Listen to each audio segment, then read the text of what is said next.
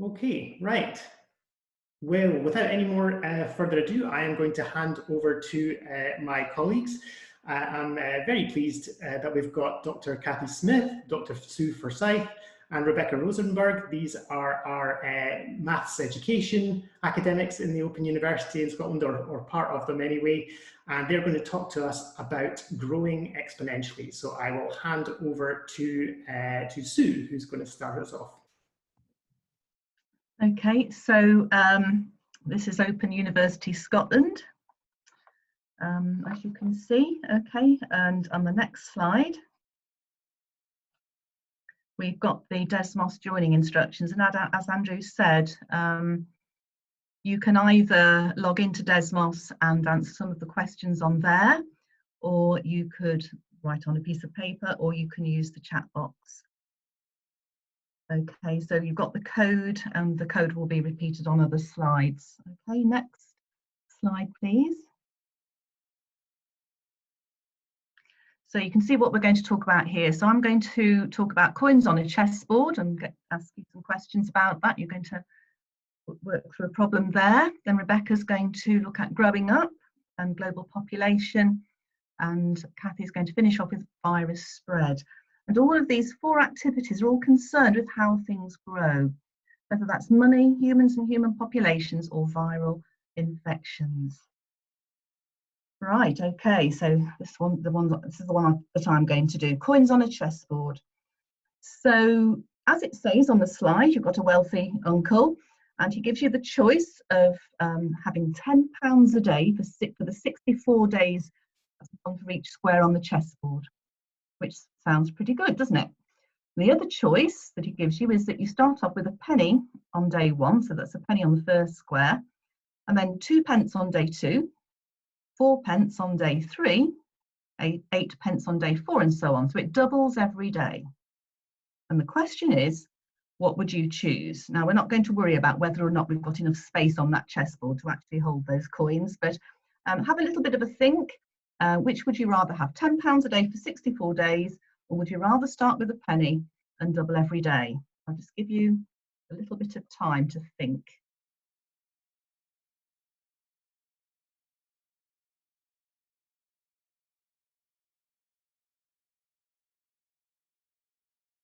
Now, if you like, you can say on the chat box which you'd have, or in Demos. Okay, but time being of the essence, I'm probably going to move on to the next slide, and let's have a look at one of the choices. Okay, so £10 a day. So if you've played, or if your uncle has placed £10 on each of the 64 squares after 64 days, how much money do you have? Hopefully that should be done quite quickly. Yeah, somebody's put, I can see people on the chat box have put £640.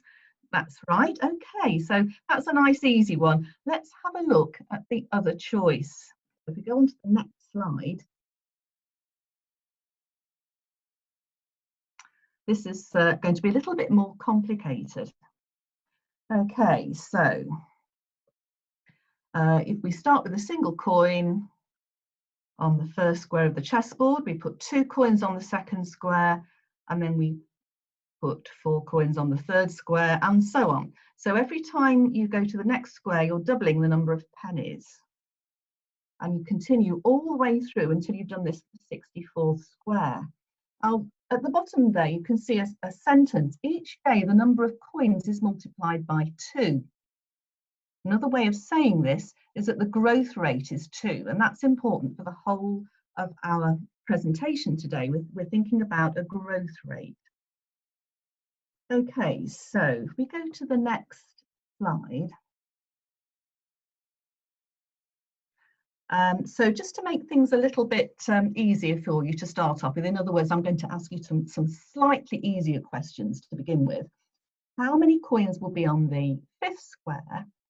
And in total, how many do you think will be there after 10 squares? So a little bit of working out to do. Actually, I've got to do that working out as well.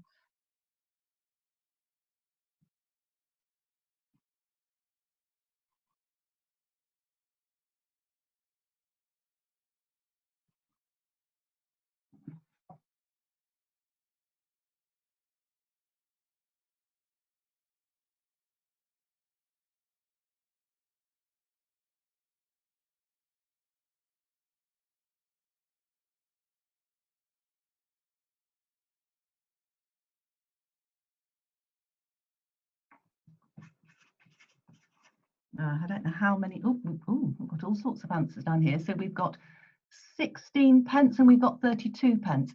If we're doing the fifth square, so we'll start with 1, won't we? 2 on the second, then 4, then 8, then 16. So Nicola, you were correct, it's 16. Okay, and then we've got, so I can see what people have done that have got 32, because you probably thought of the fifth power of 2, haven't you? But remember that you start with 1, so you're actually doing 1 times 2 times 2 times 2 times 2. Anyway, yes, so that's okay. Right, so in total after 10, oh, I see. Not at all. Somebody had put 2 to the power of 5 take 1, which is true. You see, some of these people have seen this before, haven't they?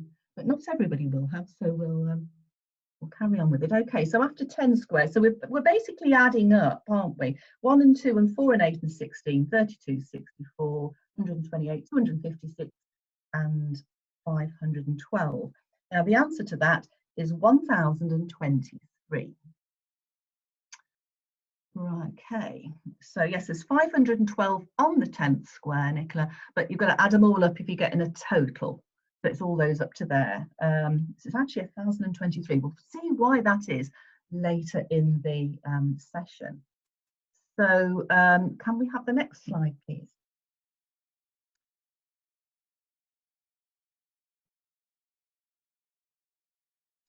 Okay, so now we're going to actually try and estimate how many 1-penny coins will be on the 64th square.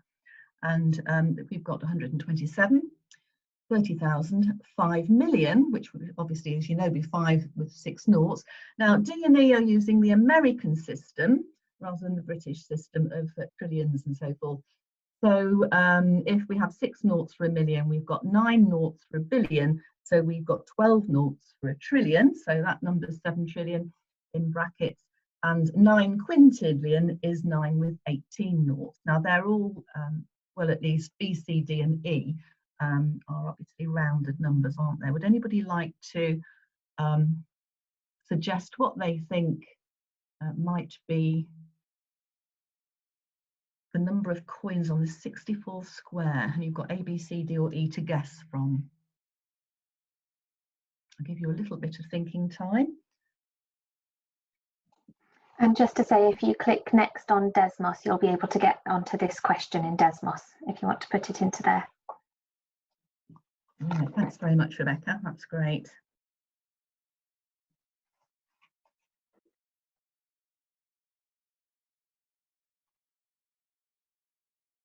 Okay, we've got somebody's saying they think it's E. Please tell us the formula.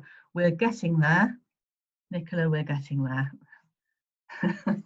And that's the thing, isn't it? It's a very difficult question to answer, because you've effectively got to do 1 times 2 times 2 times 2, and you will have said times 2 to yourself 63 times, wouldn't you?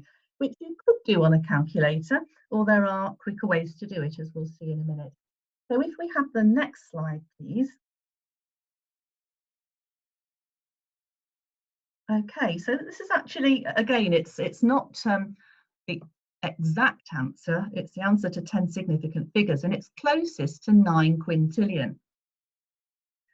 I put there how much is that in pounds, because of course any self-respecting person would want to know how much that was in pounds. So if you took 2 zeros off there, which is the trick to dividing the whole number by 100, then you'd have, I think would this be right, it would be 9 divided, that would be into the quadrillions, and I think it would be something like 90 quadrillion. Anyway, an enormous number. But how do you work that sort of thing out? So as I said a minute ago, obviously what we're doing, we're starting with 1 and then we're going times 2 times 2 times 2, and we're saying that 63 times. So we're looking at 2 to the power of 63. If you've got a calculator, you can work out 2 to the power of 63. It requires you to have a power of button, which is x to the y.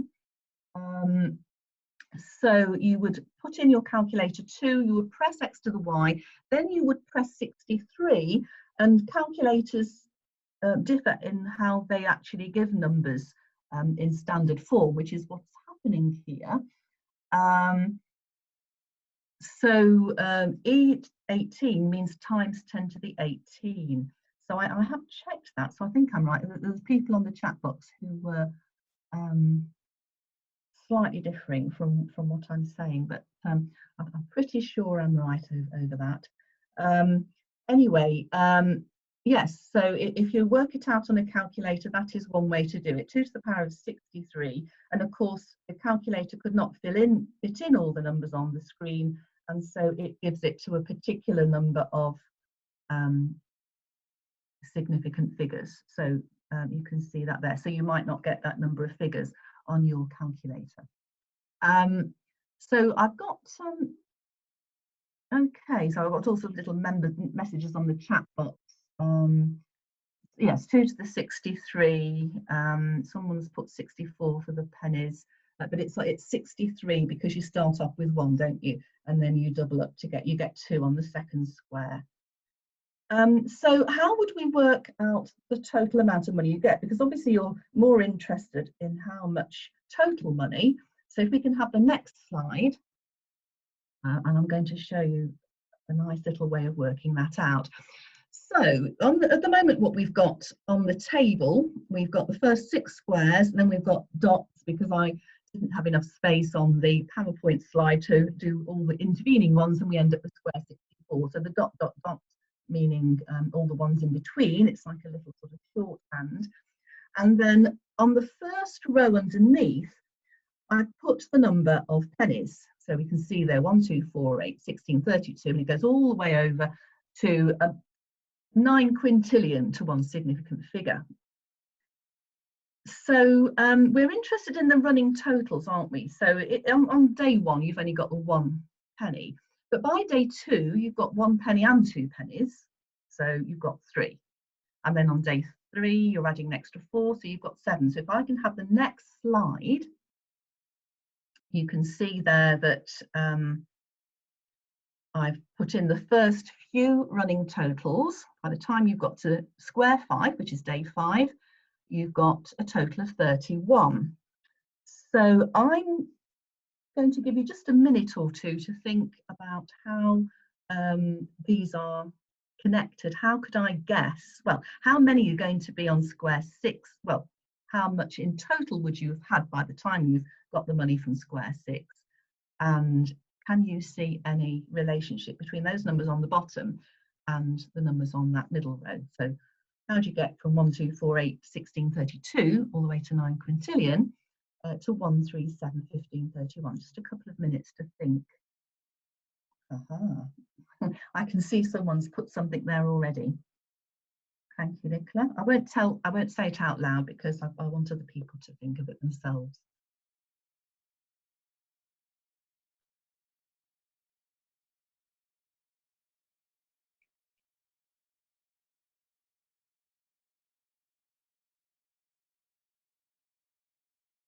Okay, as time is of the essence, I am actually going to jump in there and say we've got some interesting things written on the chat box. So Nicola's suggested multiply by 2 minus 1.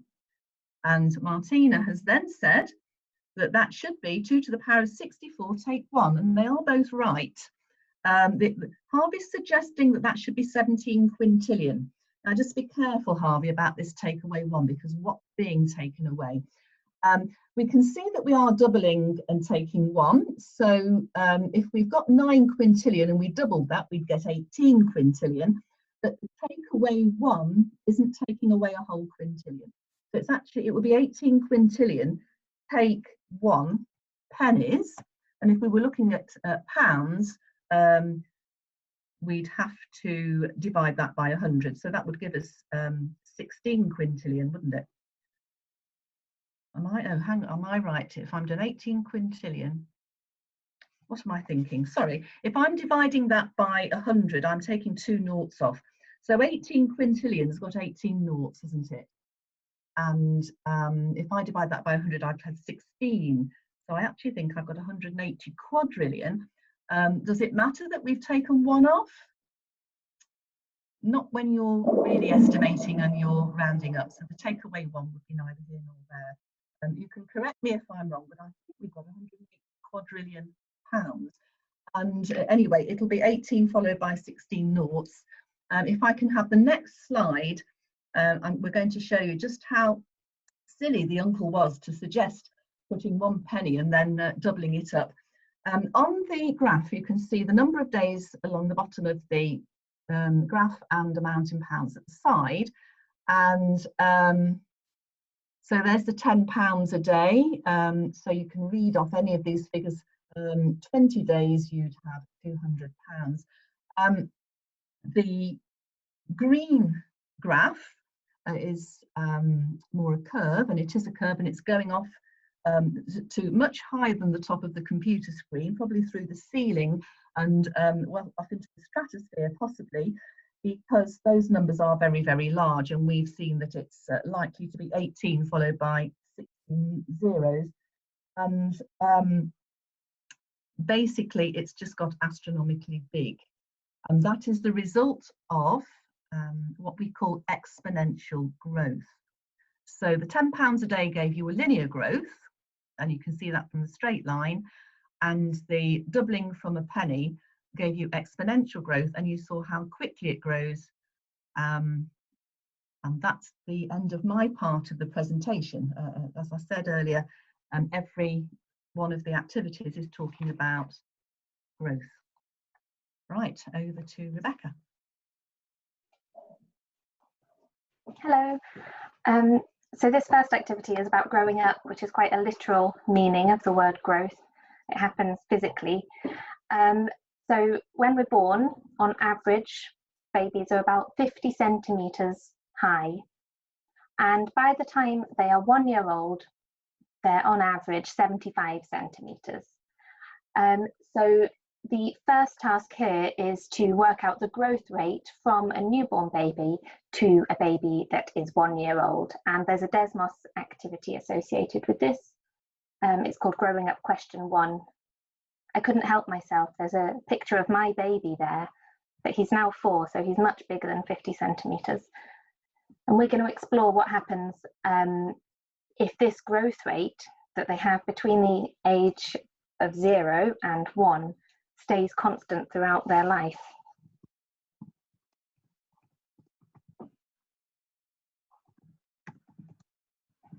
So I can see most people have gone on to that activity on Desmos. You might not be using Desmos anymore, or you can add, put your answers in the chat. What's the growth rate from 50 to 75? What have you multiplied 50 by to get to 75? And that's the growth rate. Harvey, no, you don't need to be using Desmos, only if you want to. And the join the instructions are at the bottom if you'd rather use it.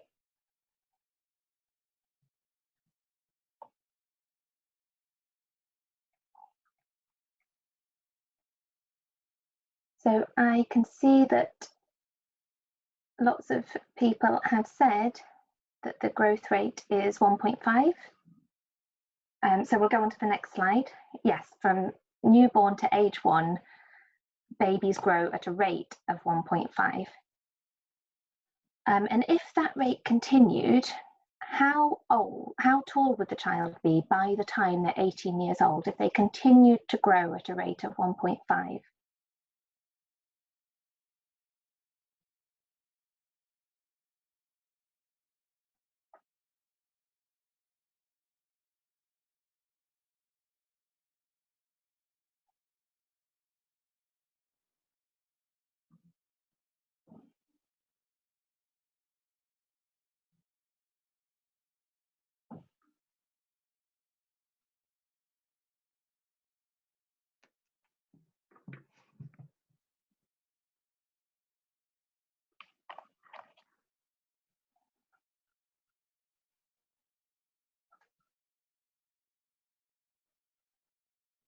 Yeah, much too big for their bed. Too big for anything, really.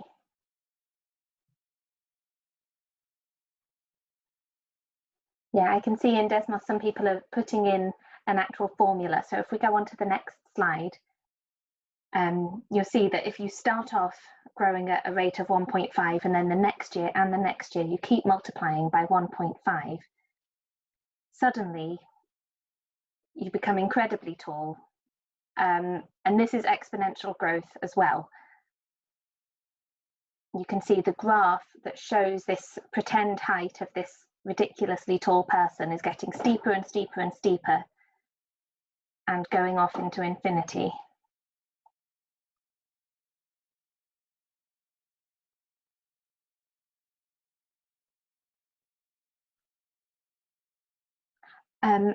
And this isn't really how we grow. This is what would happen if we continued to grow at the same rate as we do when we're small. On the next slide is actually a chart that shows how children actually grow, the average growth of children between the ages of 0 and 2. And you can see that rather than starting off quite slowly and getting steeper and steeper and steeper, it's actually starting off very, very steep and leveling off. And eventually, as you all know, we stop growing sometime in our late teens, and the graph completely levels off. Interestingly, this is a little bit like, if you imagine the exponential graph that was on the previous slide, this is a little bit like that graph, but having been reflected. So it's sort of the inverse or opposite of exponential growth. It starts off very steeply and levels off, rather than getting steeper and steeper and steeper as exponential growth does.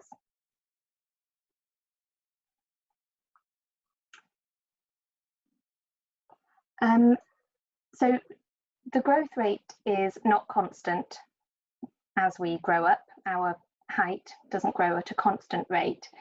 And there's lots of things that affect growth. Yeah, someone said logarithmic growth. It kind of is. It's starting to look a bit like that. And the next activity is about population growth. There's actually a whole field of mathematics that's devoted to studying and analysing change in population of humans, or the natural world, or tiny, tiny microscopic bacteria. So here we can see a map of the world, and it's coloured according to which countries have the highest population growth rate and which ones have a lower population growth rate. And what you can see is that most of the countries are shaded quite dark blue, and that means they've got quite high population growth rates. So the population of the world is increasing. But the question is it increasing exponentially or linearly? It's a bit difficult to tell. So let's go on to the next slide. And there's, again, a Desmos activity associated with this one, which is called Global Population Question 1.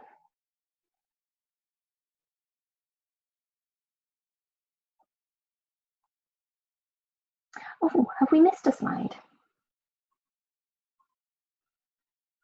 Oh, sorry, my notes are in a different order. So here is, no, it's fine, Cathy, go back to the, that one, yeah, that's fine. I just had this missed on my notes by mistake. So here is just a few countries showing their population and the average population growth rate over 5 years. So between 2015 and 2020, the number that's shown there is a measurement of the average rate of growth of the population of those countries. So you can see we've got India and China there, which you probably know are the most populous countries. And they've both got over 1 billion, 1,000 million. So on the next slide is the question, which is what I thought we were going to, but it's good to have seen this first. And what I want you to think about is what it means if a population growth rate is larger than 1, equal to 1, or less than 1. What does that mean is happening to the population each year?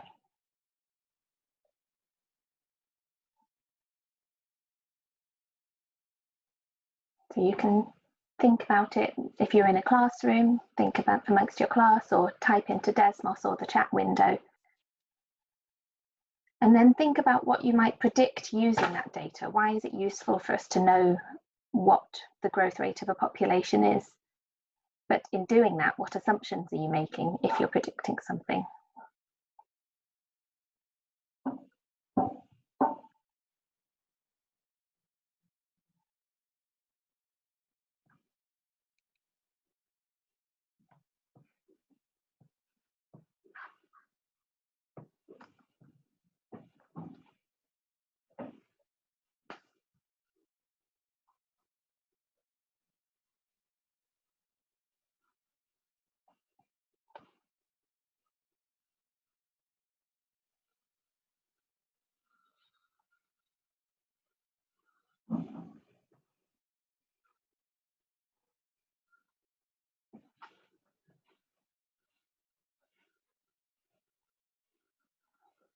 I'll just have another minute or so to think about this question, because there's probably quite a lot to think about with what you could predict.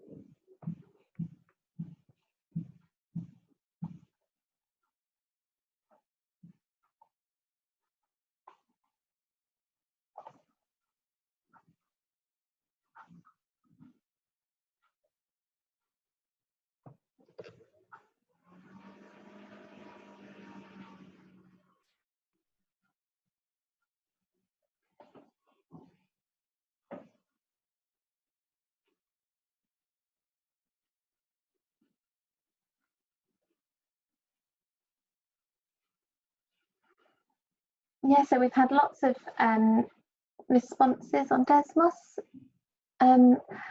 So if the growth rate is larger than 1, that means the population is increasing. You might have done work on percentage change recently, and you know that if you multiply by 1 point something, that's a percentage increase. There's a similar kind of thing going on here. If you multiply by a number that's larger than 1, it makes it bigger. And if it's equal to 1, you're multiplying by 1, and that doesn't change anything. That's an identity. The population stays the same if the growth rate is 1. And if it's less than 1,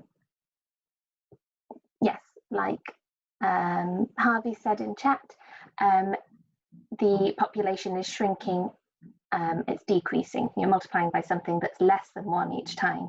So the population is getting smaller. And you might use this, governments might use it to plan for housing or other services. It's useful to be able to predict what the population is going to be in a few years' time, so that you can think about what the people at that time might need and how much of it they might need. But you're also going to be making some assumptions, like the population growth rate might change. So you're making an assumption about what the growth rate is going to be in the future in making some of those predictions.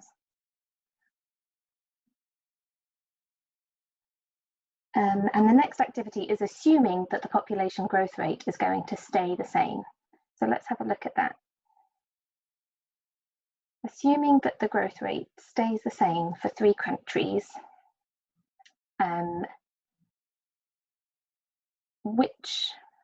so there's large versions of it, which countries match each of these graphs, assuming the growth rate stays the same. And on the large graphs, you can see it. On the small ones, it doesn't show you that this actually goes up to 2070.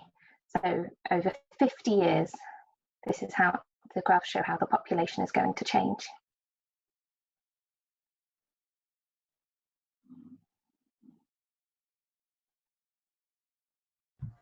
Would you like me to show the large graph again, Cathy?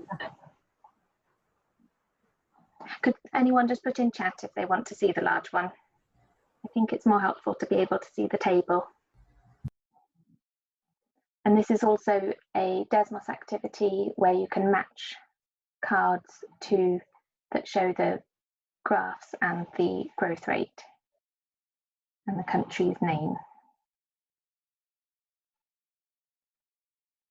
So we'll have a couple of minutes thinking about this.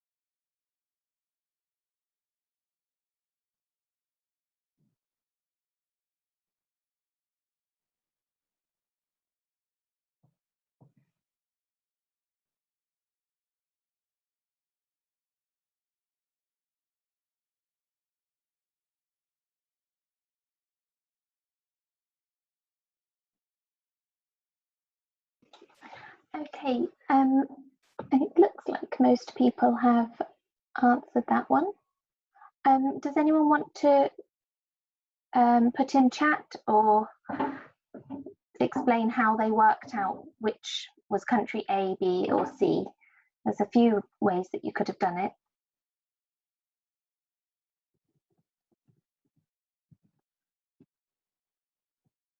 Yeah, so you've looked, I'm just looking at what Harvey's put in chat. He said a list of countries which are the ones that have an increase. So that means that graph A would be the ones with a population growth rate bigger than 1. But if you look at the beginning of the graph, and probably because the x-axis isn't labelled, you can't see this clearly, but the beginning of the graph is the population in 2020 in millions. So that narrows it down a bit because there's only one country that's got around 200 million people at the start of the graph, and that's Nigeria. I like graph B because it's quite interesting, and it probably won't continue like that forever. Because remember I said this graph shows 2020 to 2070, and it is Italy, because that's got a population growth rate of exactly 1. So even India has got 1.01, but that's even those ones that are only slightly above 1, they would still be increasing ever so slightly. And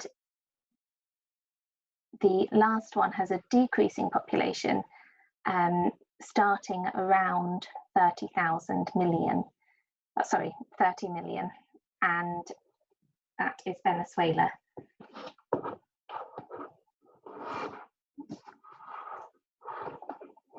So I think we can go to the next one. Well done if you matched all of those correctly. So the last question in this section is looking at actual numbers. So what would the population of the UK be if the growth rate stayed at 1.006, which if you have worked on percentage increase, you'll know is a 0.6 increase each year. What would the population be in 2021, 2030, and finally in 2050?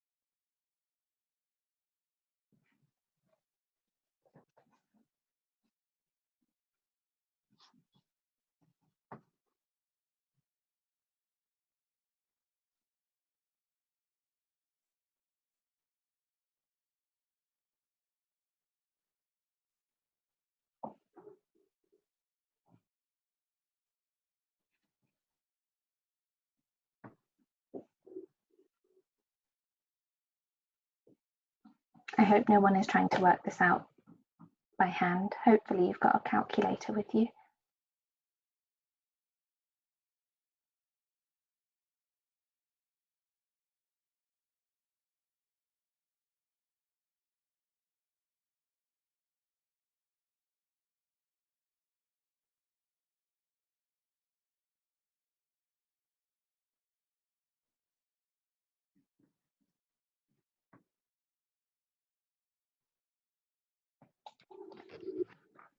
So we've got lots of lovely enormous numbers showing up on Desmos and in the chat window. It can be quite fun and quite a nice challenge to say these numbers out loud in words, just to make sure that you can remember all of the rules about place value with large numbers. In 2021, the predicted population is 68,307,400. So well done if you put that. And in 2030, 72,085,777 is what I got anyway. Maybe I've rounded up. I seem to have a different answer to Harvey, who I've put all my trust in.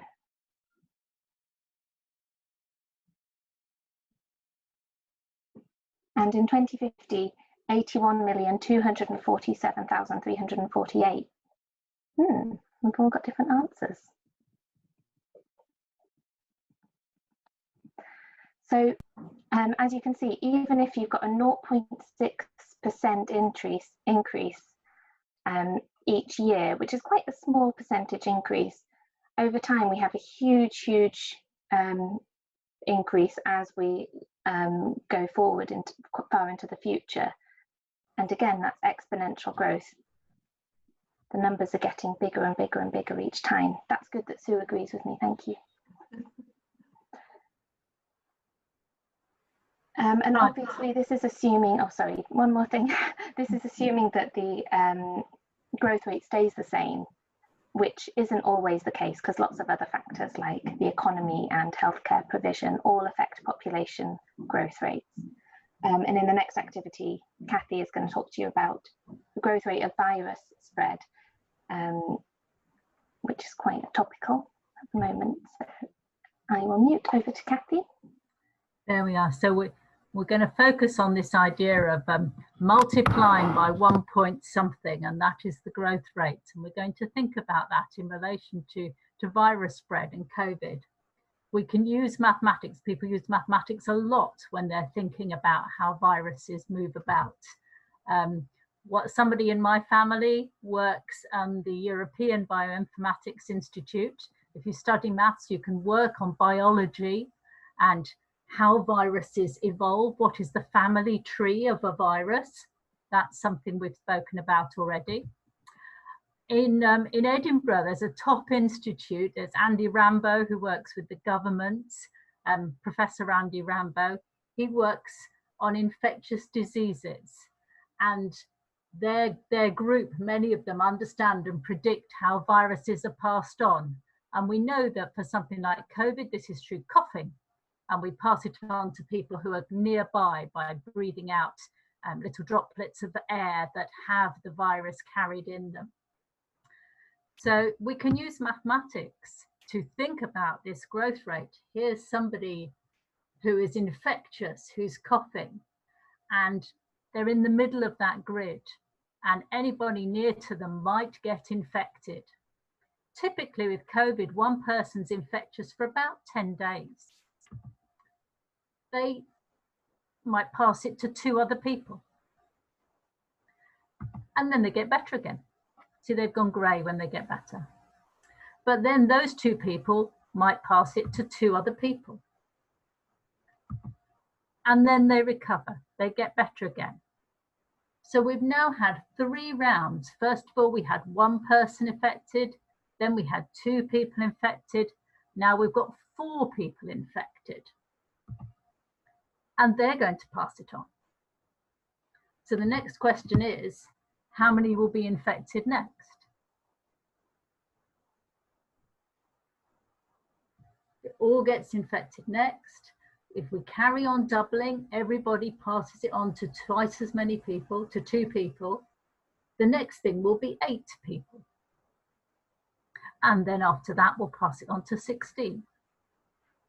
So this is another example of having a constant growth rate. If we multiply by 2 each time, then our virus transmission rate, what we sometimes hear in the news called the R0 rate, is 2. But maybe the disease is less infectious. Maybe we all remember to use a handkerchief and a mask and wash our hands. And then on average, each person would only infect 1.5 more people, 1.5 times as many people. So now our 4 people, we multiply by 1.5, 1.5. They'll only infect 6 people now. So now I'd like you to look at Desmos. What would happen exponentially if our 4 people infected everybody else with a growth rate of 1.5? We've already said in round 2, there'd be 6 people. In the next round, 6 times 1.5 is 1.5, 6 is 9. In the next round, if I put it on my calculator, the answer I'll get is 1.5 times 9 is 13.5. Well, that's impossible. I can't have half a person getting COVID. So I'd have to multiply it up. So I'd have to round up. So that's 14. So I'm going to give you a couple of minutes here. There's 2 slides on Desmos. One of them is to think what happens if R is 1.5. So every time we multiply by 1.5 and then we round up if we need to. And your question is, after 8 rounds, will we have under 40 people infected, 41 to 59, or over 60? And when you've answered that one, there's another slide where we changed the R rate. We've changed it so it's less infectious. And then you'll be looking at R equals just 1. So the only difference for the next slide is that R changes to 1. So I'm going to be quiet now for 2 minutes and let you think about the answers to that.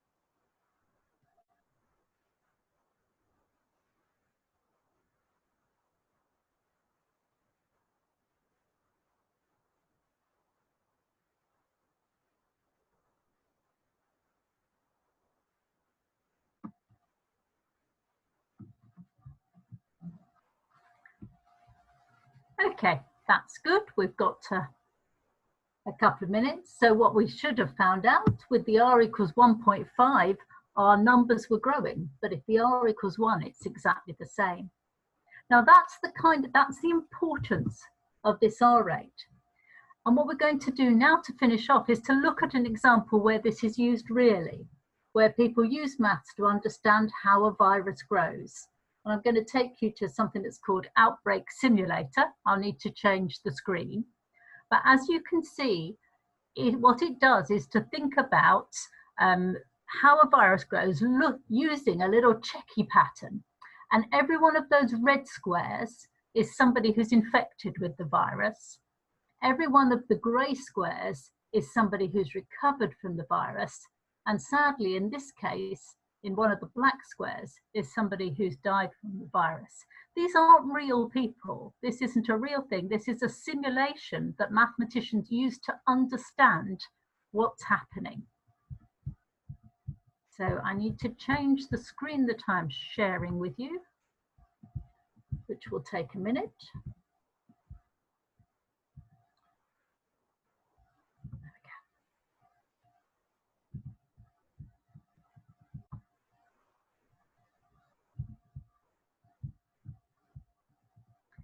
And what I hope that you can see, and if you can give me a thumbs up if you can, is just a big grey box with 4 tiny red squares in it.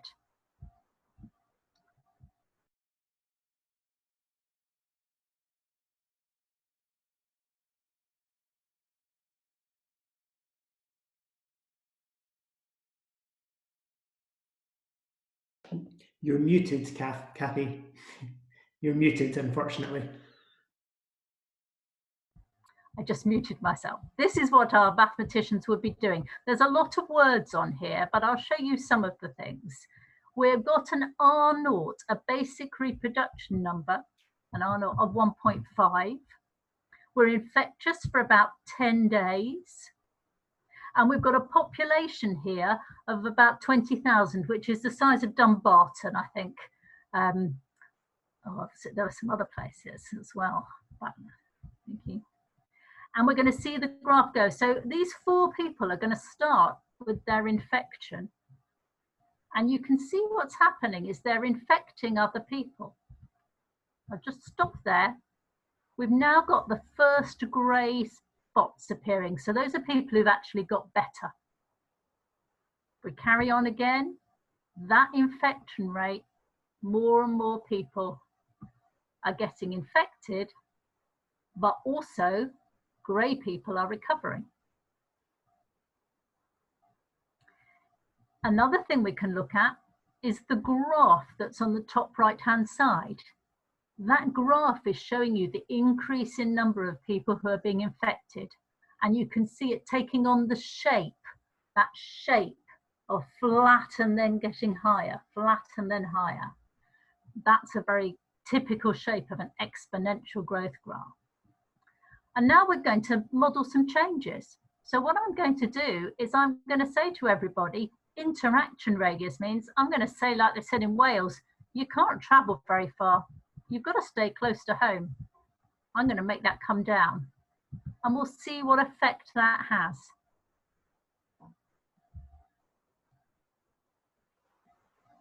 Not much. I think you should be able to see.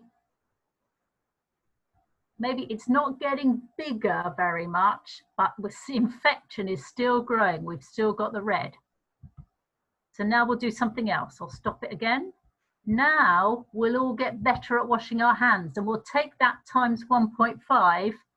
We'll take that right down to be times 1.2.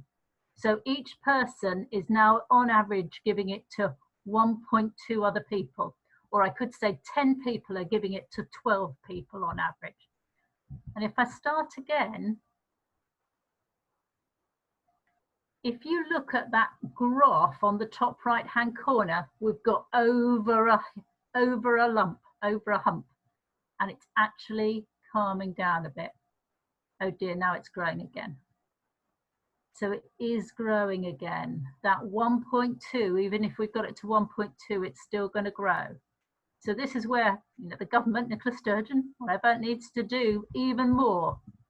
We need to get it right down from 1.2 to what would happen if it was 1.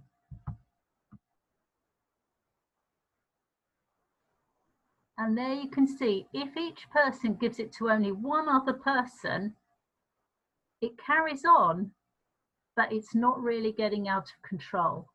It's just spreading like we normally do when we have colds or flu, because we're just timesing by 1, multiplying by 1. The number of people who've got it is always about the same, and it's not causing anything to panic.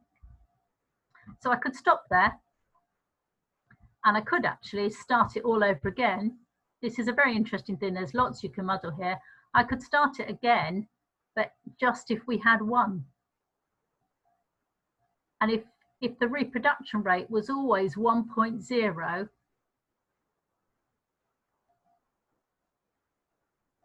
then the virus doesn't spread very much. It carries on, but you can see it doesn't get out of control. It just carries on. Oh, we nearly got rid of it. We've got rid of it completely. Yeah, and that's our goal. That's to get rid of it completely. So I'm going to go back to the other screen now.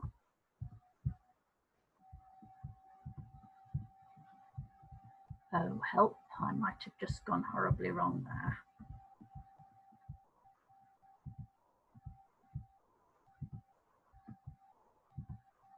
Now that outbreak simulator, you've got the address there, outbreak.simulator.com. That's in the public domain. Anybody can have a look at that.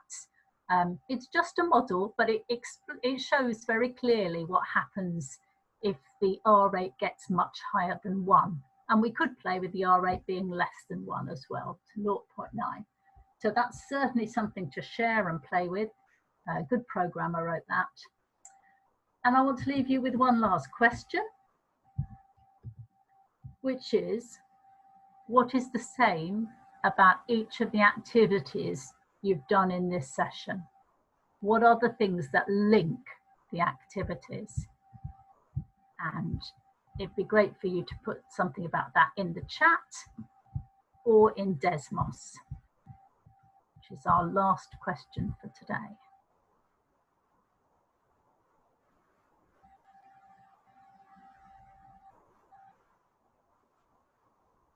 Okay, well, I think I'll say thank you very, very, very much for this while you're all thinking about what has been the same about all the activities you've done this session. I'd just like to say thank you very, very much to Sue and to Rebecca and to Cathy as well. Sue has just posted a link in the chat box for everyone, which is to a feedback form. I'll post it again because I'm not sure it came as a that should be better. Yes, that should be an actual link.